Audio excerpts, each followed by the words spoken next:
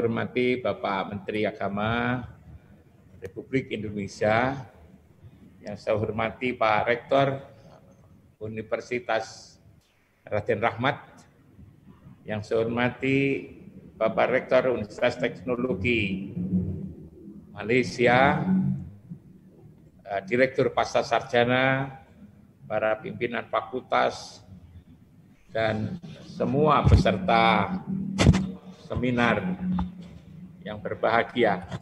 Kita banyak bersyukur pada Allah dengan anugerahnya kita dalam keadaan sehat. Sehat walafiat, gembira juga berbahagia. Salawat dan salam kita persembahkan ke hadapan ikutan kita Muhammad Rasulullah Sallallahu Alaihi Wasallam yang telah mengeluarkan umatnya dari kegelapan kepada yang terang benderang, minad dhulumat ilan nur, dari keadaan gelap kepada keadaan yang penuh cahaya, petunjuk hidayah, sebagaimana yang kita rasakan selama ini. Persoalan yang terasa paling berat dihadapi oleh bangsa saat ini adalah membangun karakter, moral, mental, dan dalam Islam disebut dengan akhlak. Terjadinya banyak konflik, permusuhan, korupsi, berita hoax, saling tidak percaya, dan lain-lain, sebenarnya terjadi karena karakter dan akhlak yang belum berhasil dibenahi. Pendidikan Islam seharusnya memberikan sumbangan konkret, baik berupa konsep yang mungkin dengan mudah dapat diimplementasikan. Para ahli pendidikan Islam seharusnya berani keluar dari tradisi atau sarannya, lalu berusaha merumuskan konsep bagaimana mendidik agar melahirkan manusia yang mencintai kedamaian, mampu menjalani hidup bersama di tengah kehidupan modern yang semakin majemuk, berubah cepat, dan sulit diprediksi ini. Jika selama ini pendidikan agama yang dikemas melalui kurikulum dengan mengenalkan ilmu fikih, tauhid, akhlak, tasawuf, tarikh, dan bahasa Arab, yang ternyata misalnya dipandang masih belum berhasil maksimal, maka apa salahnya melihatnya kembali konsep itu secara menyeluruh dan mendasar, asalkan tidak keluar dari sumber ajaran Islam, yaitu Al-Quran dan hadis Nabi. Ibu dan bapak-bapak peserta seminar yang berbahagia, memang sudah banyak orang mencari solusi, tidak terkecuali pertemuan ilmiah yang diselenggarakan oleh Universitas Raden Rahmat saat ini. Di antaranya adalah mencari format pendidikan Islam yang mampu menghasilkan pribadi yang berakhlak mulia. Sebutan sebagai penyandang akhlak mulia tentu adalah sosok manusia yang memahami agamanya dan sekaligus menjalankannya. Atau disebut orang yang mengerti agama dan sekaligus beragama. Mengerti agama dan sekaligus beragama. Mengajarkan agama agar peserta didik mengerti dan paham agama, sekalipun hal itu tidak mudah, selama ini berhasil dijalankan. Bahkan tidak sedikit lembaga pendidikan yang mampu menjadikan peserta didiknya hafal Al-Quran secara sempurna, menghafal ribuan hadis, menghafal kitab-kitab tertentu yang dipandang amat penting.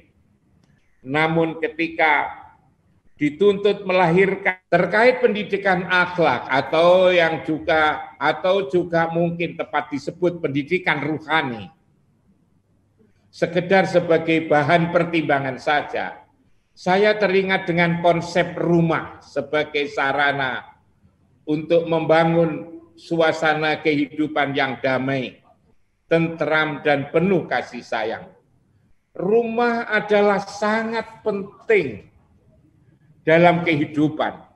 Orang yang meninggalkan rumah tanpa alasan jelas akan disebut bermasalah dan bahkan diberi sebutan yang kurang bagus, yaitu disebut liar.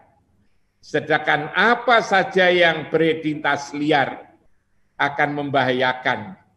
Hidup menjadi tidak jelas dan sulit diatur. Itulah sebabnya Al-Quran juga mengingatkan konsep rumah, yaitu Baitullah. Di dalam Al-Quran dinyatakan inna awwala baiti wudi'a linnasi lalladzi bibakata mubarakan wa hudal lil alamin fihi ayatun bayyinatun maqamul Ibrahim wa man takhalahu kana aminan. Jadi konsep rumah itu ada di dalam Al-Quran. Peserta seminar yang berbahagia, manusia terdiri atas dua unsur, yaitu jasmani dan rohani. Masing-masing unsur tersebut agar tidak menjadi liar, harus tersedia rumah. Rumah yang bersifat jasmaniah adalah rumah yang kita tempati sehari-hari. Dengan bertempat tinggal di rumah bersama keluarga, maka hati seseorang menjadi damai, menjadi rukun, menjadi tentram. Islam sebenarnya juga mengenalkan konsep rumah ruhani, yang sehari-hari rumah dimaksud secara ruhaniah harus ditempati agar ruhani menjadi tidak liar. Rumah ruhani itu disebut Baitullah. Berada di tengah-tengah Masjidil Haram, ditandai oleh Nabi Ibrahim berupa bangunan Ka'bah. Seharusnya sebagaimana aspek jasmani, ruhani harus berada di rumah ini, setidak-tidaknya melalui sholat 5 waktu. Dalam Al-Quran disebutkan bahwa penyakit hati manusia akan dicabut oleh Allah dan Rasul-Nya ketika ruhani berada di tempat yang mulia ini. Wa naza'na ma fi sudurihim min ghillin tajri min tahtihal anhar. Allah akan mencabut apa yang ada di dalam dada min ghillin, penyakit dendam, iri hati, takabur. Di mana?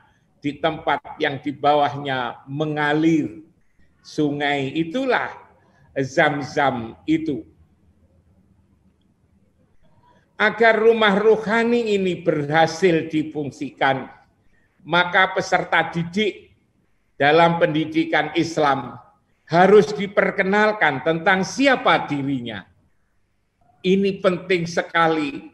Seringkali kita kenalkan berbagai hal di luar diri, tapi dirinya sendiri, diri peserta didik tidak diketahui oleh yang bersangkutan. Padahal manusia yang tidak baik itu adalah manusia yang tidak tahu diri. Jangankan tidak tahu diri, lupa diri saja kurang baik. Juga harus dikenalkan siapa Rasul, siapa Allah, dan apa dan di mana yang disebut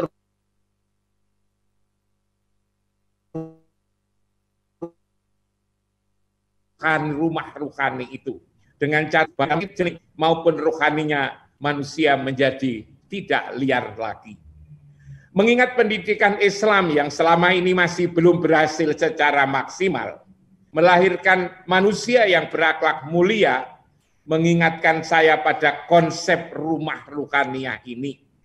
Sehari-hari menjalankan sholat 5 waktu, dan ketika sedang sholat mesti menghadap ke arah rumah rohani, yaitu Baitullah. Tapi pada saat itu pula ingatan mereka kemana-mana. Artinya ketika sedang sholat pun mereka tidak berada di tempat seharusnya, yaitu rumah ruhani. Siapa saja yang tidak terikat oleh rumah, maka disebut liar. Dan apa saja yang disebut liar akan mengganggu dan menyusahkan orang lain. Merenungkan hal tersebut, saya menjadi khawatir. Jangan-jangan bangsa yang sedang kaya masalah ini sebenarnya disebabkan karena secara ruhaniah mereka dalam posisi liar, yaitu tidak mengenal rumahnya lagi.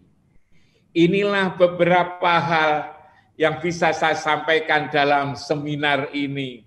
Mungkin ini bisa menjadikan bahan pemikiran. Ialah konsep tentang rumah. Rumah jasmani adalah rumah kita masing-masing yang kita tempati dengan keluarga. Akhirnya dengan rumah itu kita bisa hidup tentram, damai dan rukun. Tetapi rumah ruhani seringkali masih kita lupakan. Kalau kita tidak liar dalam perspektif rumah jasmani, bisa jadi karena kita tidak pernah merasa berada di rumah rohani.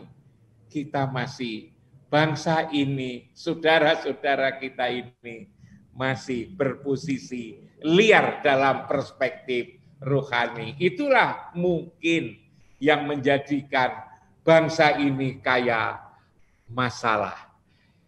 Itulah beberapa poin yang bisa saya sampaikan. Mudah-mudahan bisa dijadikan bahan renungan, bahan kajian, dan bahan pertimbangan di dalam mencari solusi terbaik untuk menjadikan pendidikan Islam ini benar-benar bisa menyelesaikan masalah baik pribadi, keluarga, masyarakat maupun bangsa ini. Kurang lebihnya mohon maaf. Assalamualaikum warahmatullahi wabarakatuh.